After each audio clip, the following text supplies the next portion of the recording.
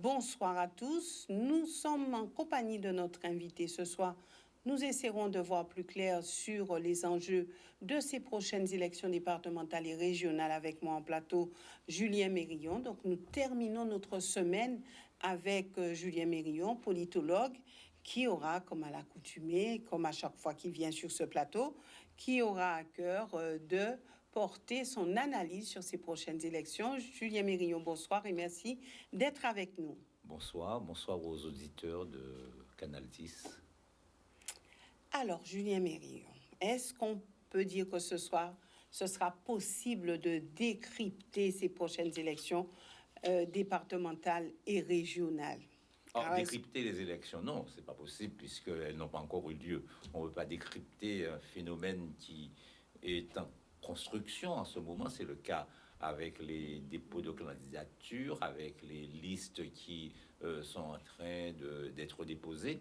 Donc, le décryptage en lui-même n'est pas possible. Du contexte, peut-être? Alors, oui, on peut analyser le contexte, on peut analyser les enjeux, mais le décryptage de l'élection, il va falloir attendre les 20 et 27 juin pour pouvoir procéder à cette analyse des rapports de force politique, à cette analyse des transformations éventuelles de l'électorat, des modifications éventuelles de ces choix.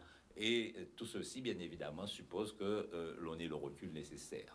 Au-delà de tout cela, je sais que vous avez du flair. Vous arrivez à repartir dans l'histoire des partis, dans l'histoire des élections, pour essayer de comprendre un petit peu ce qui va se passer. Alors, premièrement, nous sommes dans un contexte particulier, un contexte de crise sanitaire. Est-ce qu'on peut dire que ça sera un facteur positif ou favorisant pour les sortants?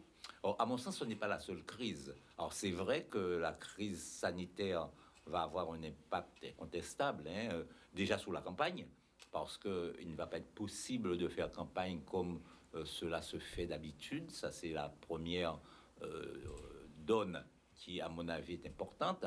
D'autre part, cette crise sanitaire génère une forme d'anxiété, qui place les préoccupations de l'opinion ailleurs que sur des choix politiques, et il est évident que cela ne peut pas manquer d'avoir un certain nombre de conséquences, d'effets sur le scrutin en lui-même. Donc, s'il est vrai que la crise sanitaire va certainement avoir un impact, à mon avis, l'autre impact le plus important aujourd'hui, qui est peut-être lié à la crise sanitaire, c'est la crise de confiance. On est dans une société où la confiance dans les élus, dans les responsables politiques est au plus bas, et leur capacité à gérer la crise, précisément, ne leur a pas permis, en tous les cas, de sortir un peu de cette situation de défiance dans laquelle ils se trouvaient. Et dans ces conditions, il me paraît aujourd'hui, en tous les cas sur la base des éléments dont on peut disposer, assez compliqué de pouvoir venir devant l'électorat et dire bon ben voilà, je veux faire ça, alors que bon, on n'a pas été capable de poser, notamment par rapport à la crise, de poser donc des solutions, et j'insiste bien, des solutions qui seraient territorialisées. On a subi, et les politiques ont subi la crise. Ils n'ont pas été les moteurs, si vous voulez, des solutions que la Guadeloupe pourrait espérer. Donc ça, c'est la crise de confiance. Il y a en sus maintenant une crise sociale incontestable. Les mouvements sociaux se succèdent depuis quelque temps.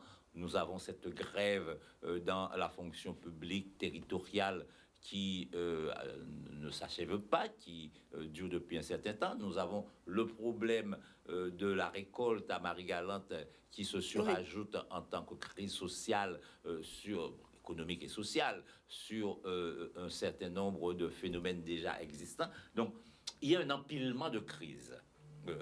Crise sanitaire, crise de confiance, crise sociale, et à la limite, est-ce que tout cela ne donne pas lieu, en réalité, à une forme de crise du politique en lui-même, puisqu'il est impliqué. Le politique est impliqué dans la gestion de la crise sanitaire, le politique est impliqué dans la crise de confiance, le politique est impliqué dans la crise sociale, puisque c'est en réalité à eux qu'on s'adresse prioritairement. Donc aujourd'hui, cette crise, à mon avis, millefeuille de crise est suffisamment large pour impacter les élections. Alors maintenant, on a parlé, c'est vrai, de crise. Aujourd'hui, est-ce qu'on peut dire, Julien Mérillon, qu'au-delà de toutes ces crises, le contexte, on va dire, médiatique est aussi particulier? À la limite, c'est à vous que j'aurais dû poser cette question. Est-ce que le contexte médiatique est particulier? Moi, je crois que les médias font ce qu'ils ont l'habitude de faire. C'est-à-dire L'habitude de faire, c'est-à-dire suivre autant que faire se peut la campagne, donner la parole autant que faire se peut à tout le monde. Est-ce qu'ils le font de façon équitable? Ça, c'est un problème.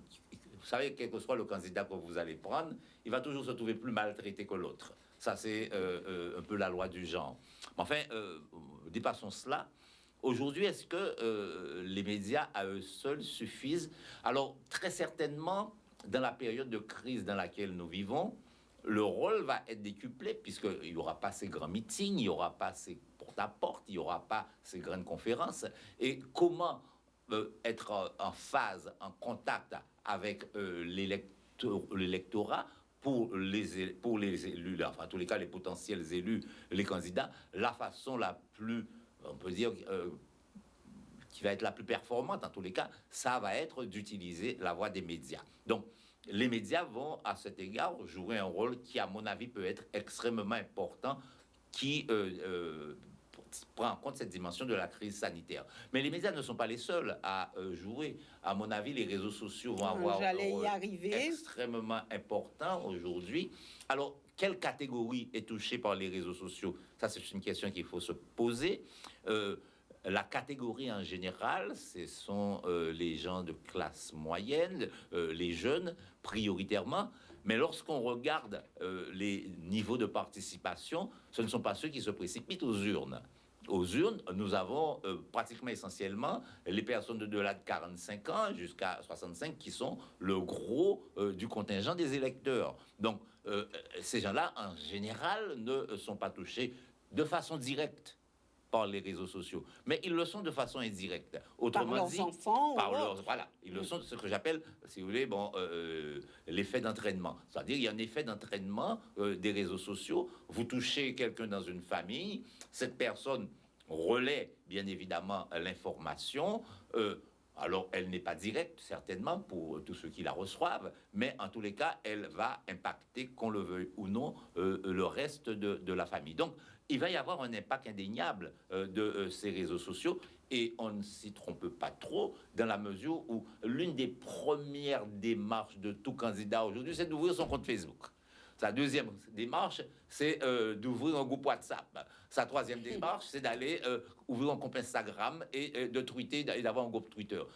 C'est donc chacun prend en considération cette démarche, cette dimension qui est indéniable et qui permet effectivement de cibler sa communication, qui permet de présenter son programme, qui permet de sortir des contraintes des médias.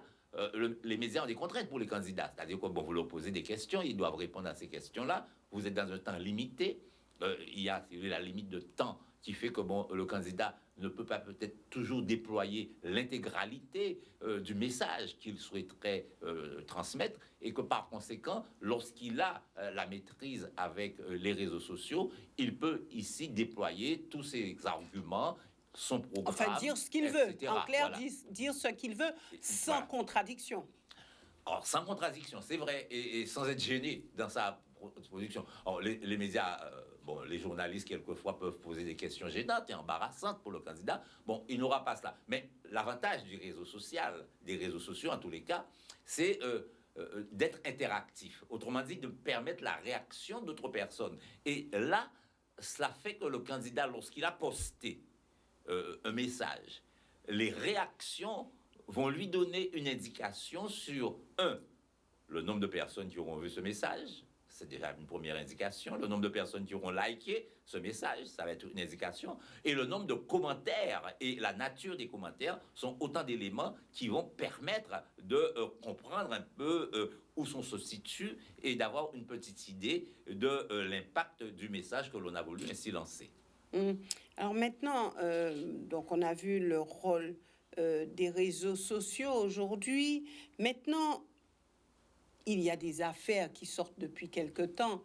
Quel sera l'impact de ces affaires sur justement les électeurs? Est-ce qu'il y aura un impact sur les votes? Comment on peut concevoir cela, selon vous, tout en disant que c'était Roosevelt qui disait en politique, rien n'arrive par accident.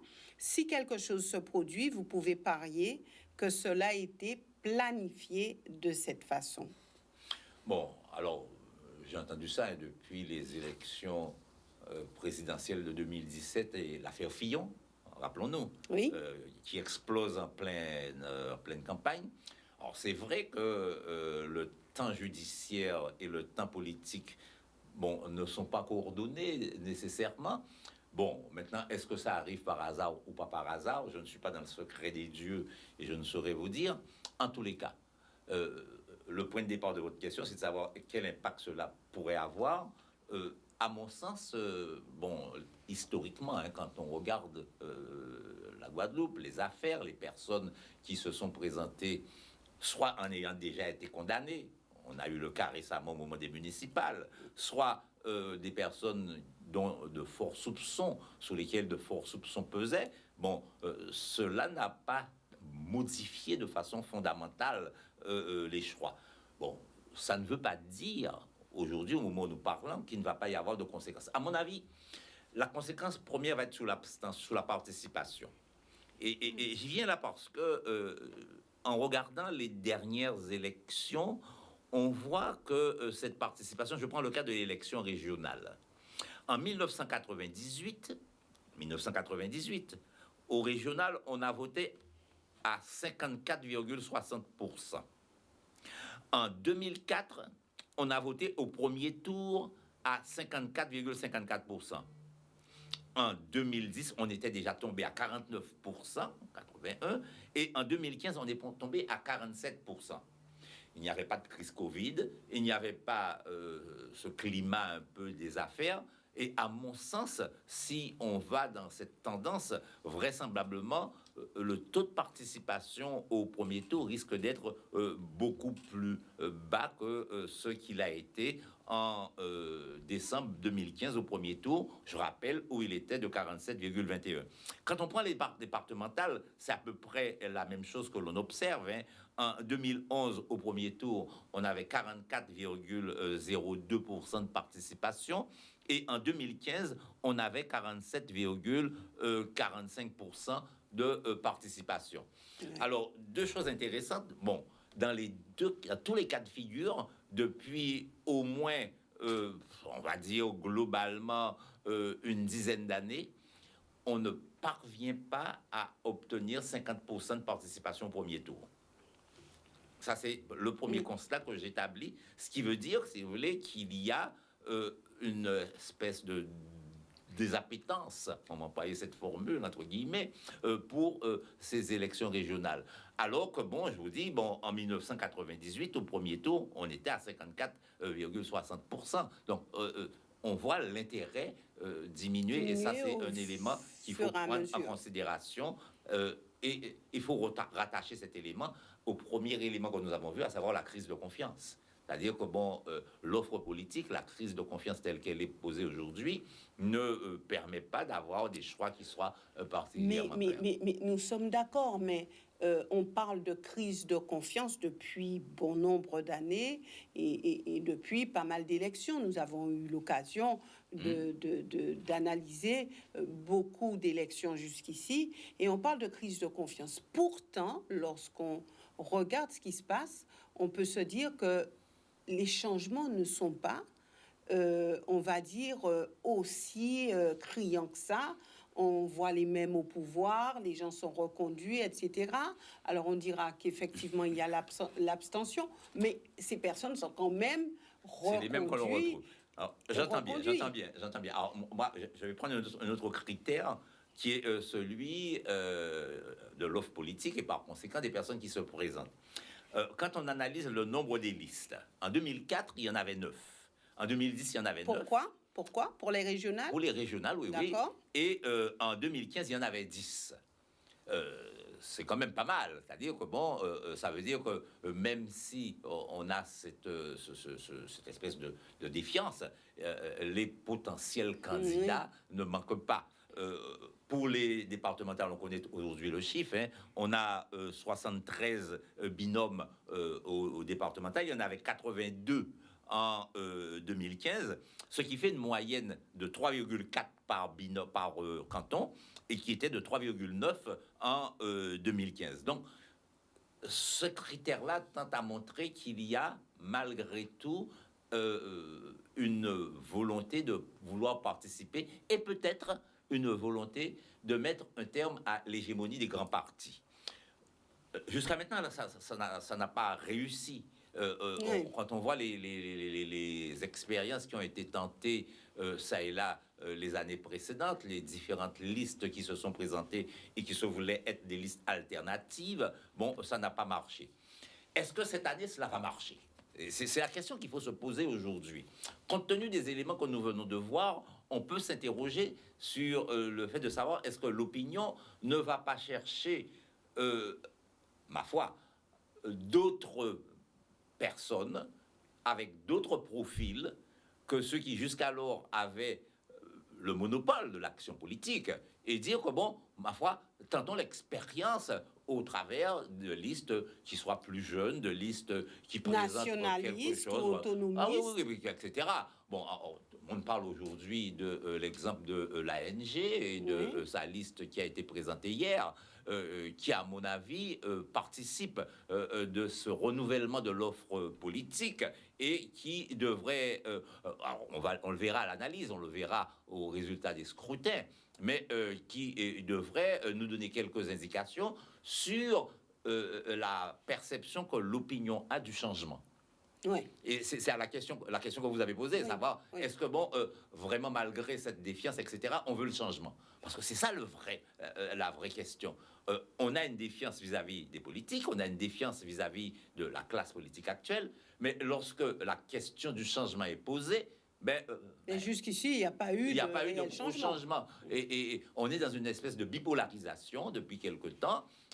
Alors la bipolarisation a été Chevry-Lurel pendant un certain temps. Depuis 2015, la bipolarisation, c'est GUSR-PS, ou en tous les cas Chalus-Lurel, qui se reproduit ici encore par Borrell interposé. Donc, on est dans une bipolarisation politique qui capte un peu les énergies et précisément le rôle de ces listes nouvelles, de ces listes de jeunes, de ces listes qui sont ou citoyennes, il y en a aussi qui sont citoyennes ou qui proposent une alternative politique plus claire, c'est précisément de bousculer un peu cette espèce de bipolarisation, ces blocs qui jusqu'alors font le pays. Qui n'arrête peut-être pas non plus de stigmatiser un petit peu les anciens.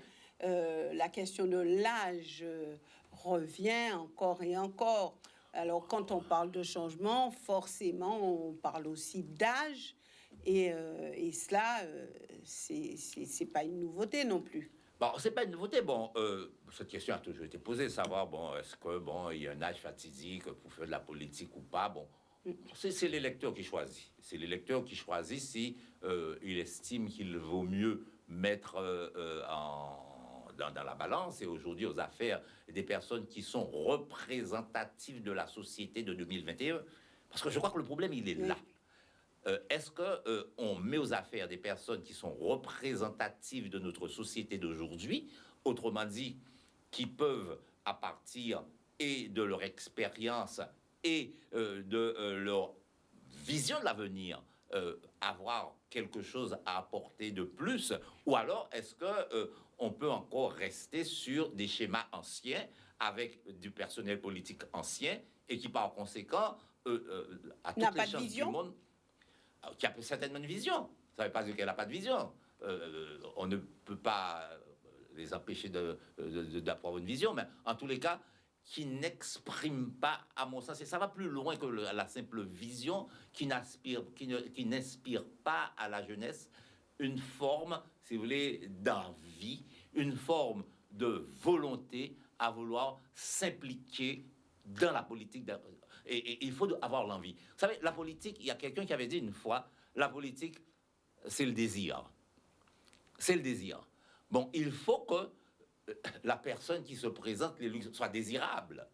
Si vous voulez, c'est comme dans toute forme de Ça séduction. veut dire qu'à un certain âge, on n'est plus désirable? Je n'ai pas parlé d'âge, j'ai parlé de C'est une politique. question. J'ai pas parlé C'est une de question. politique. J'ai dit que bon, c'est ça. Bon, on peut être désirable à tout âge. On peut pas être désirable à tout âge. Et moi, je crois que bon, à ce niveau-là, il y a nécessairement à avoir aujourd'hui. Et c'est la question qui est posée. Est-ce que nous sommes dans une espèce de mutation, une transition politique qui devrait amener progressivement au renouvellement de la classe politique qui a dominé la scène depuis une quinzaine d'années? C'est ça la question. La vraie question, elle est là. Est-ce qu'on est dans cette phase, et ça, on le saura les 20 et 27 juin, hein, est-ce qu'on est simplement dans la continuité du vieux schéma, ou alors est-ce qu'on est dans une phase de transition politique, et laquelle transition politique qui va s'appuyer sur des orientations nouvelles, sur les questions de tous les jours aujourd'hui, c'est la sécurité alimentaire. Les questions de tous les jours aujourd'hui, c'est la résilience climatique. Les questions de tous les jours aujourd'hui, c'est la question du développement durable. On ne va pas pouvoir passer à côté de ça. Et ce sont des questions qui sont portées nécessairement par des candidats qui sont certes de génération, qui sont de la génération, je vais dire, de la génération de la COP 21, la génération des grands débats autour de ces questions-là. Donc, ce sont des vraies questions qui nous concernent. Et quand je vois, notamment dans la Caraïbe, comment ces débats-là ont pris une importance très grande, notamment... On va dire capitale. Capitale, et notamment une question qui est essentielle et que j'entends très peu poser ici, c'est comment intégrer les politiques publiques dans ce que l'on appelle aujourd'hui les AOSI, c'est-à-dire les petites îles en développement. Voilà la question.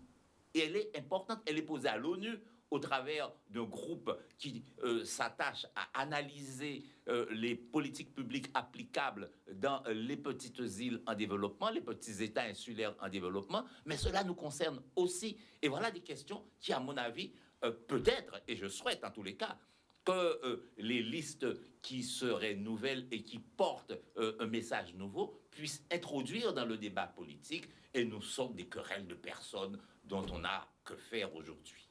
Ouais, alors là, on va aborder cette question de programme, de projet politique.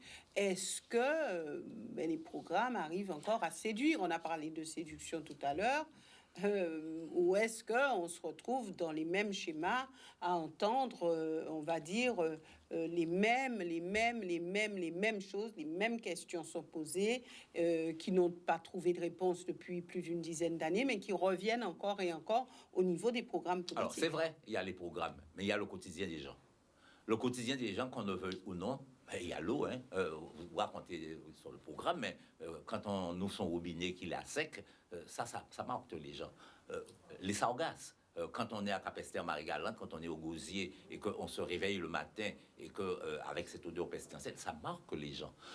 C'est aussi la réussite des enfants, c'est aussi l'exode de cette jeunesse qui est diplômée, qui part et qu'on ne retrouve pas dans un autre pays.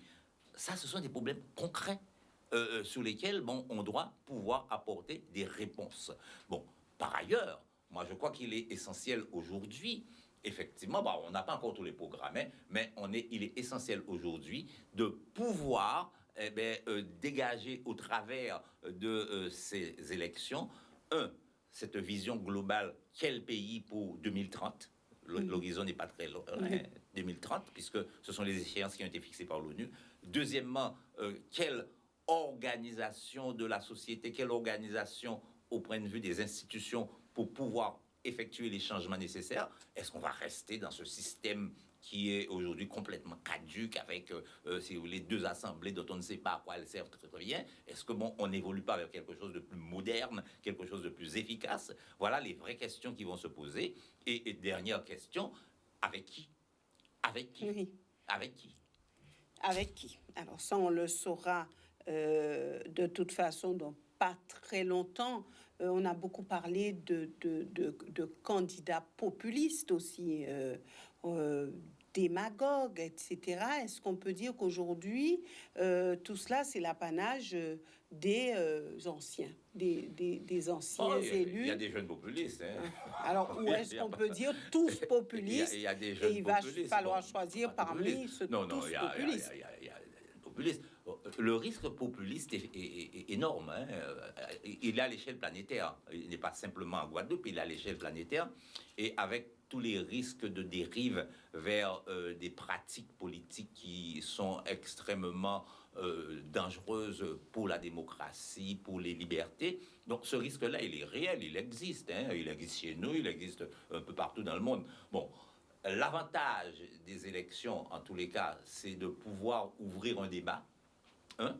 Deuxièmement, de canaliser les énergies vers des formes qui soient moins délétères que ce que peut proposer toutes les démarches populistes, et en tous les cas d'aboutir à une forme de mobilisation de l'opinion. Et moi je crois qu'aujourd'hui le gros enjeu pour tous les candidats, c'est cette capacité de sensibiliser d'abord et de mobiliser l'opinion sur une vision qui est celle de la Guadeloupe dès 2030. Voilà, donc on verra bien ce que ça va donner.